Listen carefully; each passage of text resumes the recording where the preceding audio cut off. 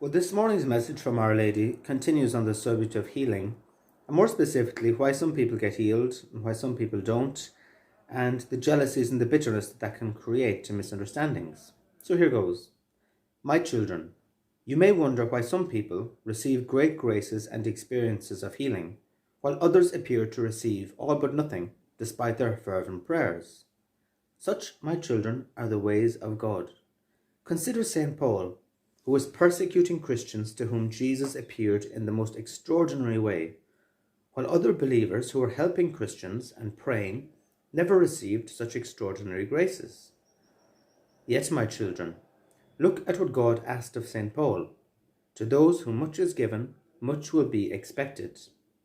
This is why, my children, you must not compare and complain, nor fall into jealousy or envy over spiritual experiences. God is love, and God is just in all his ways. And so you must thank God and bless and encourage those who receive healing and revelations, trusting that God loves you too and will answer your prayers also, even if in a different way. Well, a challenging topic in a way, and there are a couple of things, of course, we could say in that. We can all relate to all that. But there's many cases, for example, in the Bible when Jesus healed people and they didn't come back. For example, there were the 10 lepers and only one came back to say thanks. There's also in Capernaum where he healed lots of people, did lots of miracles, and the place didn't convert. And he lashed out very harshly.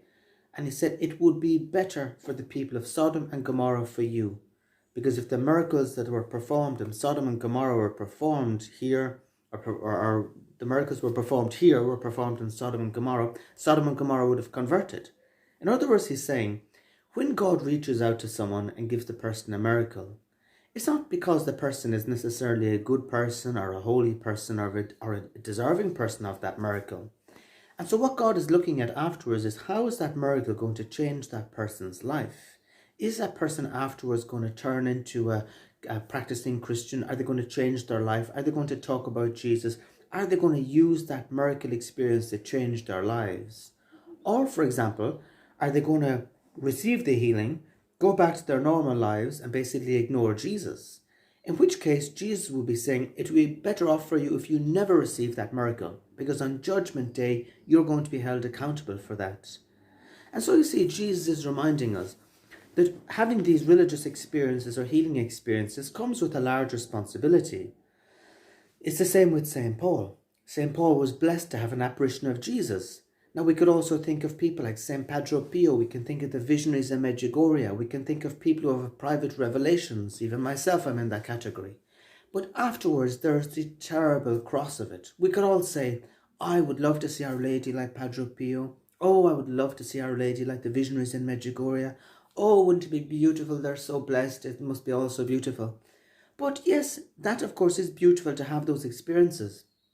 But is it beautiful afterwards to be chased by the police? Was it beautiful for Padre Pio to have 50 years of stigmatas in his hands and when he was in agony? Was it beautiful for people gossiping about him, talking about him, telling him he was doing it deliberately? Was it beautiful when some people were saying he was being inspired by the evil spirit? Same in Medjugorje. Is it beautiful when those people's lives are all over international media, when some people think they're just a gang of hoaxers, when people are criticising the cars they drive or the houses they live in because they're too big or too small or too this or too that, when they're worried about their children going to school or maybe the bullying they're going to get, the terrible bullying they've received in their own lives, even go into a church without being mobs crowding around them. And so what Jesus is saying is, we should never, ever, ever compare. The cross is everywhere. If we get healed, we'll have one cross. If we don't get healed, we'll have another cross. And so Jesus is basically saying, God loves you. He may not have healed you the way you were looking for, but God loves you. God is with you, and God is listening to your prayers. He's answering your prayers, even if he's taking his time as far as you're concerned. And he's also saying that if other people have received a healing or have received a blessing, don't fall into anger or hatred or bitterness. Don't fall into jealousy or envy. Instead, bless them.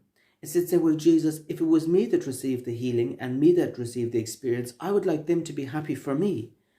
And so I'm going to try my best to be happy for them and to bless them. And also acknowledge that God is going to ask something of them, and also that they're going to have the cross and that they're going to find it difficult. So Our Lady is basically looking to us all with her maternal love, saying God is infinitely loving, He is infinitely just. Let's not compare.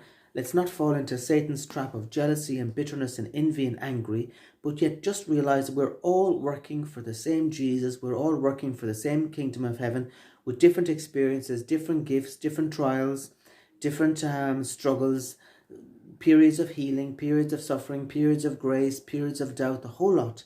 And so let us just be loving, let's be kind, and let's give glory to Jesus, and let's work together as a community. And if we have fallen into gossip or anger or bitterness or jealousy or envy over certain people who've received a healing or who've had an experience, let's bring that to Jesus in confession. Let's bring that to Jesus for forgiveness. Let's apologize to that person. Let's make it right. And let's move on so our church can become a place of love, a place of unity, a place of happiness, a place of joy, and a place of community, of hope and fellowship. Thank you.